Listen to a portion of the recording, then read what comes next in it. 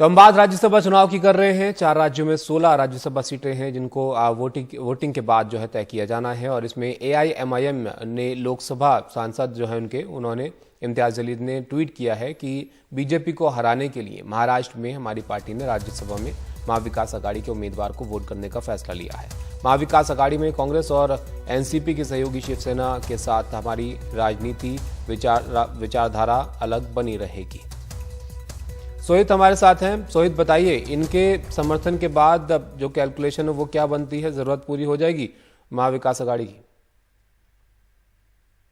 काविश, सबसे पहले मैं आपको बताता हूँ एक बस जो अभी पहुंची हुई है यहाँ पर। मैम अगर आप बात करें मैम, कांग्रेस के भी सभी विधायक अभी धीरे धीरे पहुंचेंगे। 4 सीटें हैं, क्या आप लोग जीत जाएंगे? क्या बिल्कुल महाविकास आघाड़ी जीत रही है, हम लोग कॉन्फिडेंट में हैं। बिल्कुल। तो अभी आपने जिन्हें सुना वो यहाँ के कैबिनेट मंत्री हैं यशोमती ठाकुर, जिन्होंने बात की है।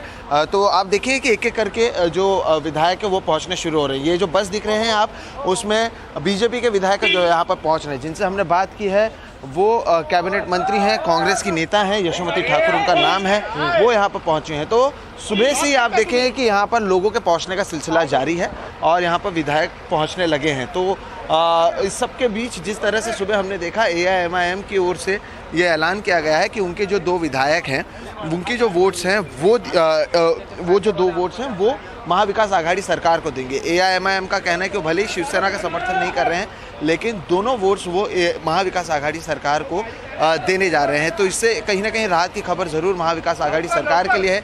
एआईएमआईएम के अलावा समाजवादी पार्टी के जो 2 सीट्स हैं वो भी महाविकास आघाड़ी को मिलने वाले हैं। तो ये जो 2 छोटे दल हैं वो महाविकास आघाड़ी का समर्थन करते हुए नजर आ रहे हैं।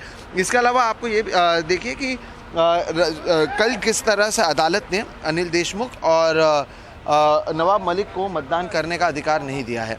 हालांकि आज उसके खिलाफ वो अदालत में गए हुए हैं, हाई कोर्ट में गए हुए हैं। तो वहाँ पर क्या कुछ होता है ये भी देखना अहम हो गया। यानी अब भी 11 बजे के बाद ये पता चल पाएगा कि क्या हाई कोर्ट की ओर से उन्हें मतदान करने की अनुमति दी जाती है या नहीं। ये सारी चीज़ें इसलिए महत्वपूर्ण है क्योंकि काफ़ी कांटे की टक्कर है, काफ़ी कम मात्रा में जो जीत है वो होने वाली है और इसलिए हर किसी की ओर से कोशिश की जा रही है कि क्या कुछ किया जा सकता है। बीजेपी जानबूझकर भी ये बस लेकर आई है ताकि वो बता सके कि उनके पास आंकड़े हैं। इसी तरह से बस से हो सकता है कि और भी विधायक आए। अभी जो आप तस्वीरों में देख रहे हैं वो बीजेपी विधायक हैं जो यहाँ पर आकर अभी बाइट दे रहे हैं। तो एक एक कर हर किसी की ओर से यही कोशिश की जा रही है कि उनकी जीत होती है या नहीं होती है। दोनों तरफ से अभी भी ये दावा किया जा रहा है कि कैलकुलेशन भी थोड़ा बता दीजिए आप जी। तो बोला कैलकुलेशन भी बता दीजिए किसको कितने की जरूरत है और यहाँ पर क्योंकि निर्दलीयों का भी सपोर्ट चाहिए होगा, वो भी अहम माना जा रहा है। बिल्कुल, देखिए जो 6ठी सीट है उसके लिए 42 वोट चाहिए। बीजेपी के पास 29 हैं और महाविकास आघाड़ी के पास 27 है। हालांकि इस 27 में जो 2 वोट्स हैं वो अनिल देशमुख और नवाब मलिक के शामिल थे, तो वो 25 हो गए। लेकिन उसके बाद एआईएमआईएम ने 2 वोट दिए हैं और समाजवादी पार्टी ने 2 दिए हैं। तो बीजेपी और एमवीए दोनों के पास 29 वोट हैं।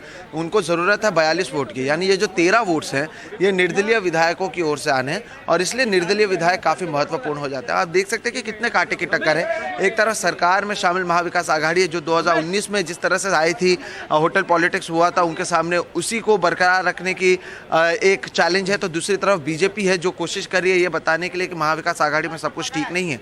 तो दोनों के बीच में कांटे की टक्कर है और दोनों को 13 वोट्स की जरूरत है। अब किसे मिलते हैं 13 वोट्स ये देखना महत्वपूर्ण होगा।